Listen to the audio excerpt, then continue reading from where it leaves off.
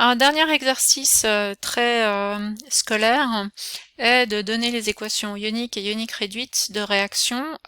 Donc nous avons ici affaire à deux réactions de neutralisation puisque nous voyons que nous avons systématiquement au départ des acides commençant par H et des hydroxydes finissant par OH. Nous allons donc former du H2O et une seconde molécule. Donc ici nous voyons que cette molécule se casse en H+, et SO4 La seconde en Mg2+, et OH-, on croise les ions, on voit que H+, et OH-, ça donne bien H2O, et Mg2+, et SO4 se mettent ensemble pour former une nouvelle molécule qui est neutre. Nous n'avons pas besoin de prendre plusieurs fois le Mg2+, ou plusieurs fois le SO4 ici c'est déjà neutre.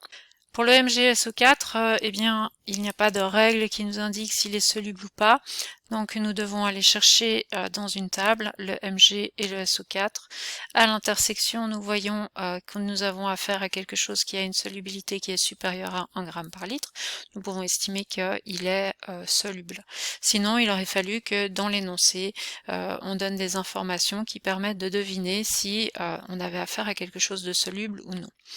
Donc ici, on ajoute que nous avons affaire à quelque chose d'aqueux. Les réactifs étaient également aqueux, puisqu'ils étaient dissous et dissociés pour pouvoir faire la réaction.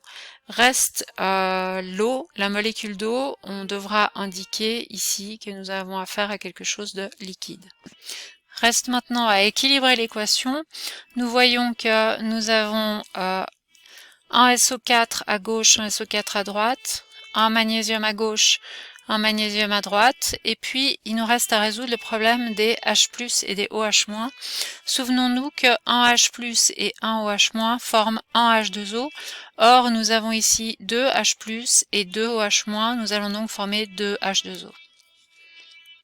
Venons-en maintenant aux équations ioniques et ioniques réduites. Donc, équation ionique, il s'agit simplement de mettre en ion tout ce qui se trouve en ion, c'est-à-dire en fait tout ce qui est aqueux.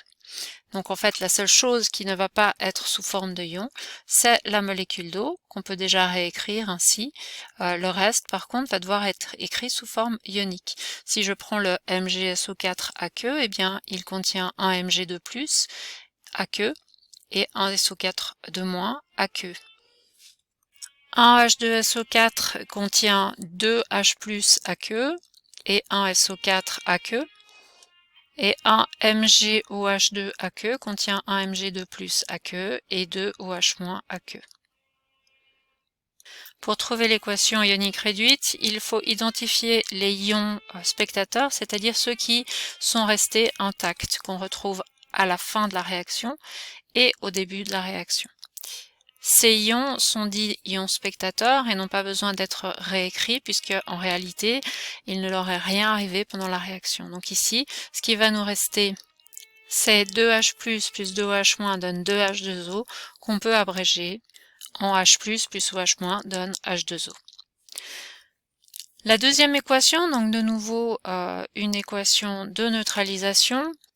Je peux noter que j'ai affaire à deux réactifs dissous et donc dissociés, et puis je peux vérifier que je forme bien comme prévu ma molécule d'eau, et c'est bien le cas puisque j'ai des H+ et des OH-, et que en les mettant ensemble, je vais former de l'eau.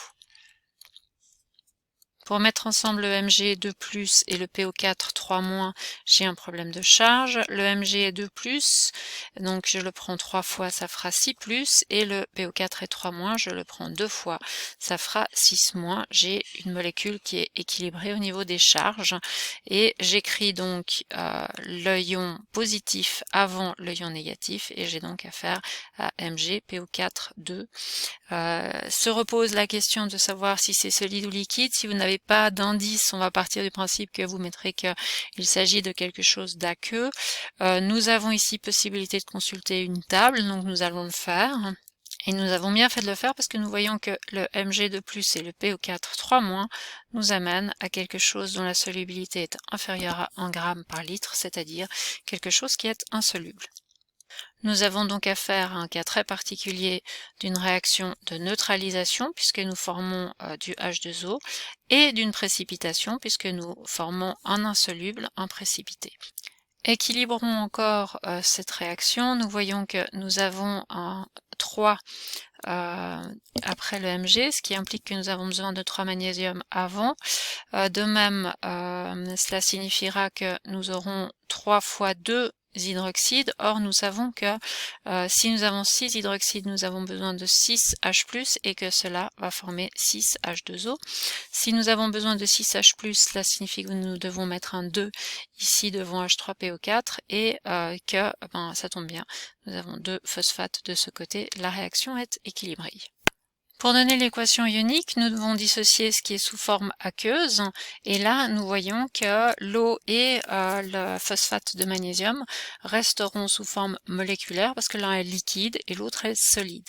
Nous allons donc dissocier tout ce qui est aqueux en tenant compte de la quantité totale, c'est-à-dire que par exemple ici on a 2 fois la molécule de H3PO4, ce qui signifie qu'on a 6H+ au total, et puis on a 2 fois donc cette molécule. Il ne faut pas oublier qu'on a 2 PO4 3-.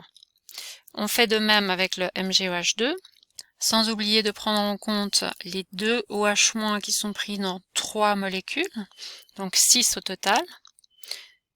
Et on réécrit les molécules qui ne sont pas solubles, qui ne sont pas dissoutes, c'est-à-dire la molécule d'eau et le précipité, le phosphate de magnésium.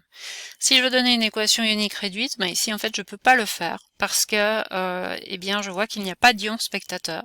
J'ai en fait 2 réactions, je pourrais séparer en 2 réactions. J'ai la réaction de neutralisation qui revient à dire que les H+ rencontrent les OH- pour donner la molécule d'eau, et j'ai la réaction de précipitation qui revient à dire que 3 Mg de plus rencontre 2 PO4 3-